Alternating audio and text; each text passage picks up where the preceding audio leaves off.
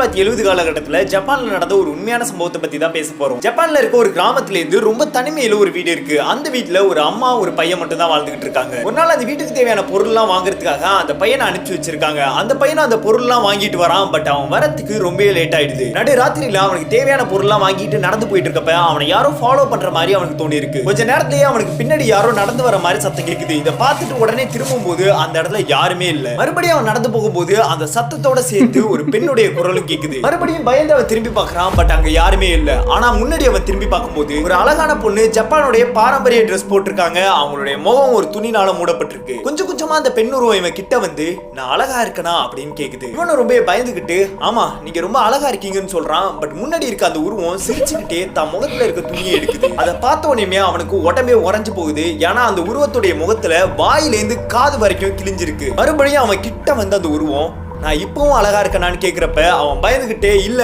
நீ ரொம்ப கொடூரமா இருக்குன்னு சொல்றான். அடுத்த நிமிஷமே கதறி கோவப்பட்ட அந்த பெண்ணுருவம் அதுகிட்ட இருந்து கத்திரிக்கோளை வச்சு ஆப்போசிட்ல இருந்த அந்த பையனுடைய முகத்தை வாயிலேந்து காது வரைக்கும் கிழிக்குது. இந்த சம்பவம் நடந்ததுக்கு அப்புறம் ஜப்பான் கவர்மெண்ட் இதை பத்தி விசாரிக்க ஆரம்பிக்கிறாங்க. ஸ்கூல் முடிச்சுட்டு எந்த பசங்களும் தனியா போக கூடாது அப்படின்னு சொல்லி சட்டத்தை கொண்டு வராங்க. என்ன நடந்துச்சு ஜப்பான்ல, யார் அந்த மர்ம உருவம் அப்படிங்கறத பத்தி தான் பார்க்க போறோம். பல வருஷத்துக்கு முன்னாடி குச்சிசாக்கி அப்படிங்கிற ஒரு அழகான பெண் ஜப்பான்ல வாழ்ந்துகிட்டு இருந்தாங்க. உங்களோட அழகு கண்டு வியக்காத ஆண்களே அந்த டைம்ல இல்லையா, அந்த அளவுக்கு ஒரு அழகான பொண்ணு. இப்படிப்பட்ட ஒரு பொண்ணு அந்த ஊரை சேர்ந்த ஒரு சாமுராய் வீரனை கல்யாணம் பண்ணிக்கிறாங்க. இவங்க டெய்லி காலையில எந்திரிச்ச உடனே தன்னுடைய கணவனை பார்த்து நான் அழகா இருக்கனா அப்படின்னு சொல்லி கேட்பாங்களாம். அதுக்கும் அந்த சாமுராய் வீரன் ஆமா நீ ரொம்ப அழகா இருக்க அப்படின்னு சொல்லி டெய்லி சொல்லுவாராம். இவ்வளவு அழகான ஒரு பொண்ணு நம்மளை விட்டுட்டு வேற யாரு கூடயாவது போயிடுவாளோ இல்ல நம்மளை தவிர வேற யாரையாவது காதலிப்பாளோ அப்படின்னு சொல்லிட்டு அவனுக்கு எப்பயுமே ஒரு சந்தேகம் இருக்குது. இப்படி இருக்கப்ப குச்சிசாக்கியுடைய கணவர் உட்பட அந்த ஊர்ல இருக்க எல்லா சாமுராய் வீரர்களும் பக்கத்து நாடோட போர் செய்ய போறாங்க. இதனால தன்னுடைய கணவனை விட்டு தனியா பிரிஞ்சு வாழ்ற நிலைமை குச்சிசாக்கிக்கு ஏற்படுது. இப்படி இருக்கப்ப அந்த சாமுராய் வீரன் இறந்துட்டான் அப்படிங்கிற ஒரு வதந்தி ஊர் முழுக்க பரவ ஆரம்பிக்குது. இந்த ஒரு விஷயம் குச்சிசாக்கிக்கும் தெரிய வருது. பட் உண்மையாவே என்ன நடந்துச்சுன்னா இந்த ஒரு சாமுராய் வீரன் அந்த ஒரு போர்ல கலந்துகிட்டு மொத்த நாட்டையுமே தோக்கடிக்கிறான். இவனுடைய வீரத்தை பார்த்து இந்த நாட்டுடைய ராஜா இவனுக்கு படைத்தளபதியோட பதவியை கொடுத்துறாங்க. இவன் ஒவ்வொரு நாடா கைப்பற்றிட்டே போறான், எல்லா நாட்டையுமே ஜெயிக்கிறான். அதே நேரத்துல தனக்காக ஒரு மனைவி காத்திருக்கா அப்படிங்கிற ஒரு விஷயத்தையே மறந்து வேறொரு ஊர்ல வேறொரு பெண்ணோட வாழ ஆரம்பிக்கிறான். சொல்ல போனா ஒவ்வொரு நாட்டை ஜெயிக்கும் போதும் அங்க உள்ள ஒவ்வொரு பெண்களோட வாழ ஆரம்பிக்கிறான். ஒரு கட்டத்துல போர் முடியுது. அந்த சாமுராய் வீரன் சொந்த ஊருக்கு திரும்பும் போது அவனுக்கு ஒரு அதிர்ச்சி காத்திருக்கு. தன்னுடைய முன்னாள் மனைவி குச்சிசாக்கி போனா வேறொரு பையனை கல்யாணம் பண்ணிக்கிட்டு சந்தோஷமா இருக்கிறத பார்த்த உடனே இவனால கோவத்தை பொறுக்க முடியல.